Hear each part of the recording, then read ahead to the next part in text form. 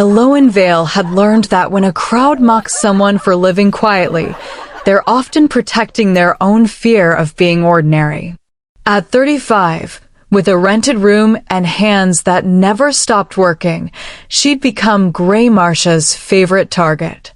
What the town didn't know was that a cursed king had been searching for her, because when he watched her refuse to beg under ridicule, something in his curse hesitated for the first time in months. Restraint, he realized, wasn't weakness. It was strength he'd never learned to carry. Before we continue, you're about to watch a story about a woman whose work was constantly overlooked. If you watch this whole video without subscribing, you're doing to me what Graymarsh did to Elowen. You're saying the work is good enough to consume, but not worth acknowledging. So subscribe. Let me know my work matters. And comment where you're watching from. Let's build a community that refuses to overlook quiet strength. Now, back to the story. 35 and still single, Margaret Finch announced that morning, her voice bright with false concern. A woman past 30 without a husband is like bread left too long stale and fit only for the birds. The laughter spread like fire across the market square. Elowen kept her eyes down, counting breaths. Her cousin had married at 19. The baker's daughter at 22. Even the tanner's sullen girl had found a wheelwright last spring. But Elowen had committed the unforgivable sin, choosing a small world. A rented room. Mending work. A life too quiet to defend. What they didn't know was that 3 years ago, her fiancé had died in a mill fire the town called Bad Luck. Matthias. The name still tasted like ash. Elowen had heard the silences, seen the way powerful men avoided her eyes afterward. The fire wasn't an accident. It was convenient. So she'd learned to survive by being small. Useful but invisible. She lived alone, woke gasping at 3 in the morning sometimes, but she'd built something from the grief. Plain. Disciplined. Hers. Tonight, that changed. The air shifted while she ground lavender into oil, a pressure drop despite clear skies. The candle flame bent sideways. She grabbed the poker and turned. A man stood in the alley entrance, half in shadow. Tall, broad-shouldered, cloaked in travel-stained darkness. His jaw was clenched too tight, and when the torchlight caught his eyes, they glowed. Not reflected. Glowed. Elowen Vale. His voice was rough, controlled, strained. I need your help. The alley was empty for a reason. I know. Forgive me. He stepped forward, and the crowd behind her scattered. I'm running out of time. His hands trembled. Dark veins spread beneath his wrists like ink. His knees buckled. Elowen moved without thinking, a mistake. He was solid weight and fever heat, and they crashed down together, her shoulder cracking stone. His hand closed around her wrist. The vision hit like a fist. Her mother's gift, the one she'd buried, roared to life. She saw the curse mark on his chest, black lines that moved. Smelled iron and earth. Tasted rust. And beneath the curse, something darker, violence on a leash, guilt weaponized, hunger that called itself necessity. The curse wasn't just killing him. It was feeding on what he'd already become. She yanked free, gasping. His eyes opened, amber threaded with glowing veins, beautiful and wrong. You see it, he said. You're cursed. Vengeance work. Not dying. Transforming. His smile was bitter. 3 days, maybe 4, and I'll be hollow. All instinct, no memory. A beast in a king's body. He struggled upright. You're the 7th person I've sought. The only one still alive. The others died trying to break it, or I killed them when I lost control. Elowen's throat tightened. She should refuse. Call the guard. Anything except what she said next. If you want my help, tell me why you're cursed. His gaze dropped. Even a king struggled with his own reflection. Because I made decisions that were easy to justify, he said quietly. and someone decided I should feel what I'd done. So you did something. Yes. The honesty didn't make him safe, but it made him real. Behind her, the crowd had gone silent. They'd stumbled into something bigger than their cruelty. Elowen felt the road ahead, a cursed king, a frightened town, a woman whose quiet life had just shattered. Walk away, and she could rebuild her modest world. Stay, and she might lose everything. Show me, she said. Show me what you did. And tell me what you're asking me to risk. The king met her eyes. Behind the glow, she saw something human, not a plea for absolution, but an acknowledgement of cost. He reached for his collar. Cale's fingers trembled at his collar. Not from fear. Fear had burned out of him years ago, but from the effort of holding still. The curse pulsed beneath his sternum like a second heartbeat. Hungry. Patient. Waiting for him to slip. He'd become king at 17, the night his father fell to an assassin's blade. The crown had been too heavy then, but he'd learned to carry it. Learned to make hard choices. A rebellion in the eastern provinces. Crushed in 3 months. Bandits terrorizing trade routes. Hunted down, no survivors. Traitors in his own council. Executed publicly as warning. Each decision had been necessary. Each one justified. Each one had fed the thing growing inside him. He'd met 6 healers before Elowen. The first promised purification through prayer. The second offered rare herbs.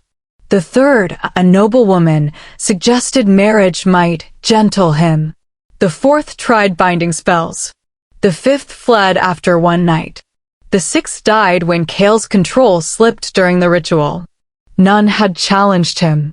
None had asked why. Then a merchant mentioned a widow in Graymarsh who could see what people buried. Cale had come expecting another transaction, coin for cure, power for compliance. Instead, he'd watched her stand under mockery without begging, without breaking.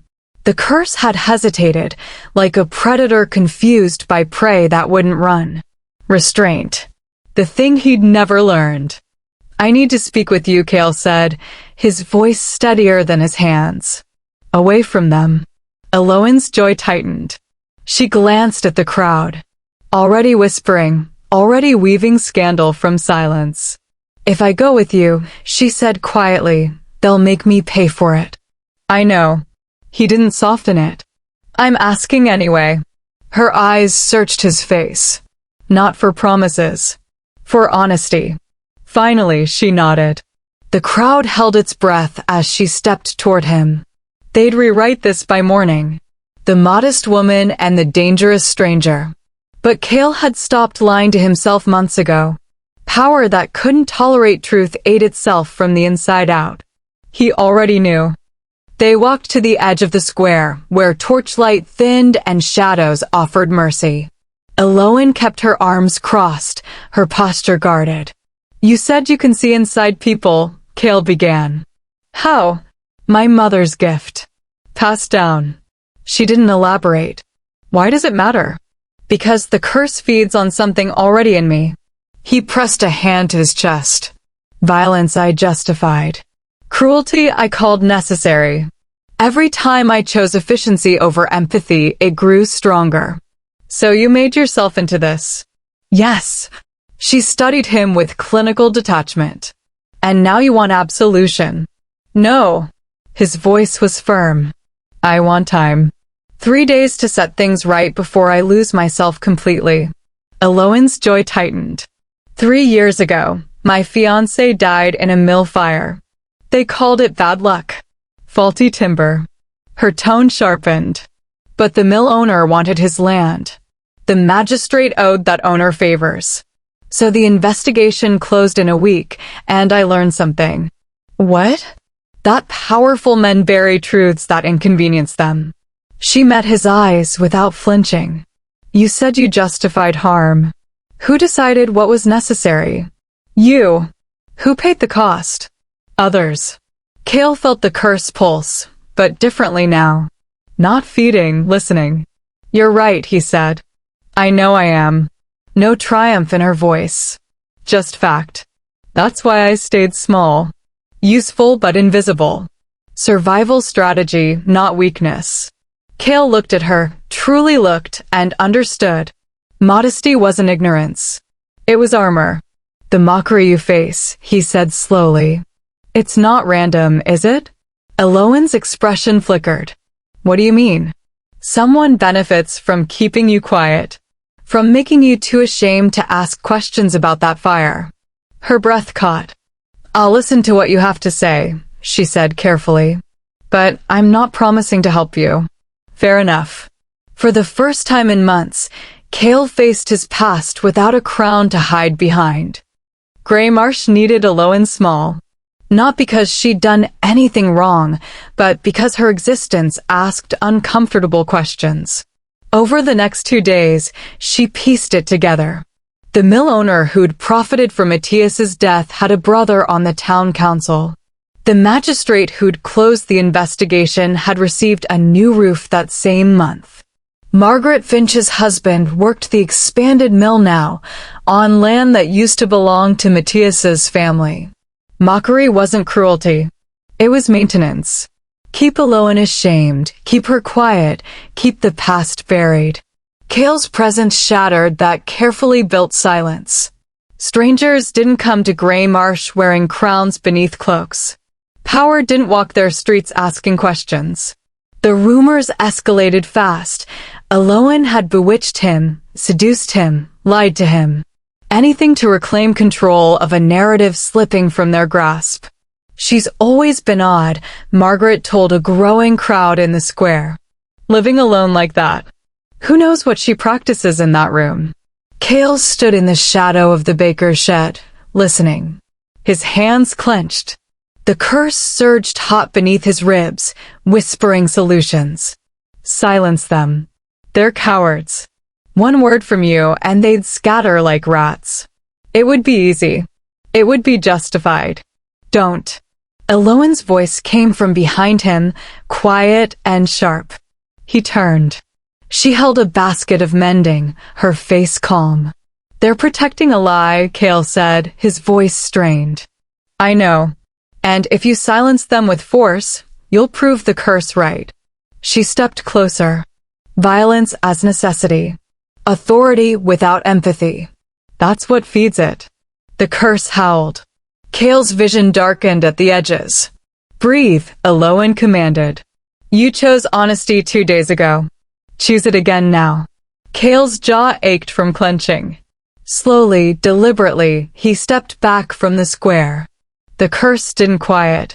It intensified, furious at being denied. But he'd resisted. For now, that had to be enough. That night, in Elowen's small room, Cale told her about the boy. His name was Harrison Corwell. 17. He'd been running messages for a trafficking ring. Cale's voice was flat, practiced. We had proof. When we raided the compound, I gave the order, no survivors. He was guilty? Elowen asked. Yes, but young. Coerced, maybe. I didn't ask. Cale stared at his hands. His mother, Marin, came to me 2 months ago. Walked past my guards, put her hand over my heart and cursed me. She said I'd taken her ability to love, so she'd take mine. Elowen thought of Matthias. Of the mill fire. Of how grief had carved her hollow. She chose vengeance, Elowen said quietly. I chose survival. But we both lost everything. I'm not asking you to forgive me, Cale said. Good. Because I don't. Her tone wasn't cruel, just honest. You can explain what you did. You can regret it. But absolution isn't mine to give. It's not anyone's. The words hit him like a physical blow. The curse roared. Cale doubled over, gasping. Black veins spread up his neck, across his jaw. His eyes blazed, more light than amber now. The air pressure dropped. The candle flames bent horizontal. Cale. Elowen started. Stay back, he choked out. But she didn't. She stood 3 feet away, watching. Not rushing to comfort him. Not fleeing. Just present, a witness to what he'd become. The curse wanted her to flinch, to absolve him so it could feed on the lie. She refused. "You did this," she said, her voice steady. "Own it." Cale's vision blurred. His hands shook. But slowly, agonizingly, the surge began to ebb. Accountability, he realized, didn't feed the curse. It starved it. "The curse can't be broken by love," Cale said the next morning, his voice hoarse. "Not romantic love, anyway. I've had healers explain it. It needs something rarer." "What?" Elowen asked. "A tether to humanity. Freely chosen. With full knowledge of the risk." He met her eyes. "Not obligation. Not pity. Not duty. Choice." Elowen's chest tightened. She thought of Matthias, how she'd chosen him once, fully, and how that choice had been ripped away. How she'd sworn never to risk that depth of loss again. "You're asking me to bind myself to your curse," she said slowly. "No." Cale's voice was firm. "I'm telling you what would work. But I'm not asking for it." She stared at him. "What?" "You didn't choose this. You didn't create my curse. You don't owe me salvation." He stepped back, creating distance. "I came here hoping you'd see something others missed. You did. That's enough." "Enough." Elowen's voice sharpened. "You'll be hollow in 2 days." "Yes. And that's my consequence, not yours." His jaw tightened. "I won't take your choice by making you feel responsible for mine." Something in Elowen's chest cracked. Every man who'd wanted something from her had demanded it. Her time, her silence, her smallness. Cale was offering her an exit. That refusal to demand changed everything. "I'm not promising love," she said carefully.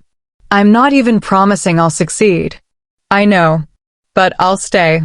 I'll try." She held his gaze. "Because I'm choosing to. Not because you forced me." The curse didn't break. But it shifted, like a chain loosening, not snapping. Cale's breathing steadied. The glow in his eyes dimmed slightly. "Thank you," he whispered. Elowen nodded. Consent, she realized, was a kind of power neither of them had fully understood. Maren Corwell arrived on the 3rd day, walking through Graymarsh like a woman with nothing left to fear. She was older than Elowen expected, iron gray hair pulled tight, face carved from years of controlled grief. Not wild, not broken, precise. "You're still fighting it," she said to Cale, her voice cold and clear. "Yes." Cale didn't flinch. "Good. I want you to feel every moment." Maren's eyes were dry. Tears had been spent long ago.